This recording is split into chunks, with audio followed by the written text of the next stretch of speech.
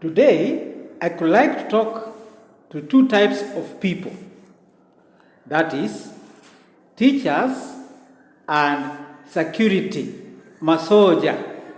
Others call them watchmen, but I think that word is not the correct one. Let me start with teachers. If you are a class teacher,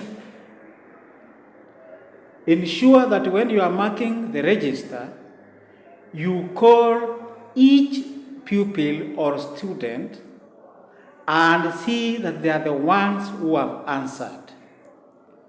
So many teachers have gotten problems for marking some students present, particularly the scholars, when in reality they are absent. In one case, a student had died on a road accident, and the teacher marked that student present the entire day, only for the family to discover later that even if the child was said to be in school, the child had been involved in an accident and had died on it on his way to school. Same case, teachers, if you are taking students for a trip, call their names as they enter into the vehicle and call their names as they exit from the vehicle. Don't just tell people, mumetosha, wote kila mtu wako, let's go. You will land yourself in various problems, which may make you to be jailed in some instances.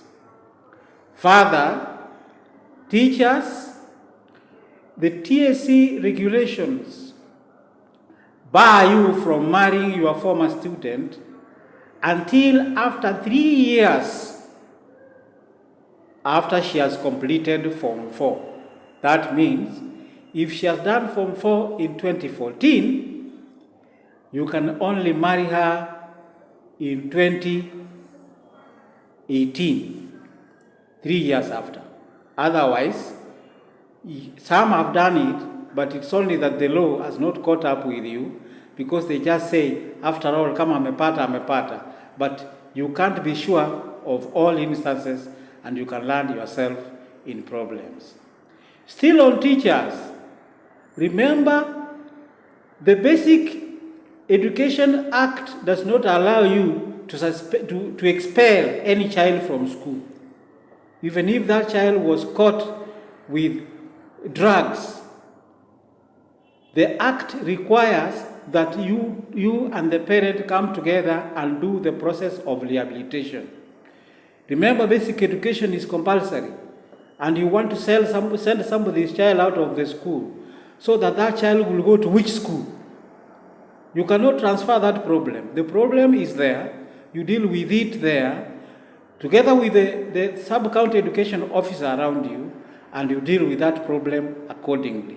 So those school rules which are written that you will expel a child, you will do what and do what, kindly read the Basic Education Act of 2013 and the Basic Education Regulations of 2016 there too, which tell you even the type of school rules that you can be able to have. I will still tell you more later with time, teachers. But for now, let me also talk to my friends, the soldiers. My friends, several people are in court. My fellow security officers and watchmen, as they call you, and security people, security managers. Because number one, if a person is handing over the duty to you, kindly ensure that you go around where you work, check whether everything is as it was when you left yesterday before you sign. Don't just come to the guard room and you ask, kila kitu iko sawa, then you sign. That same person whom you are taking over from, when he will come back in the evening, he will insist that you go around, because he has already hidden something and will make you feel like you are the one who has hidden it, when actually it is that person. Finally, if you must write, if you are in the entrance gate, you must write somebody has entered and their numbers. Please write down the phone number and everything, even if it's at the gates or anywhere.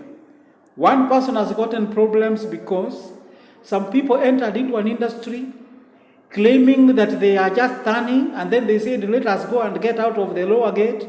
When they reached the lower gate, they claimed they brought maize to that compound. And yet when the vehicle came, it was empty. And the entrance gate had not recorded it. Be very, very careful. Know that everybody you are working with is not a good person, and anyone can land you in problems. Next week, I'm going to talk to next I'll be talking to doctors. I want to tell you some of the mistakes you make, which can also land you in problems. Thank you very much.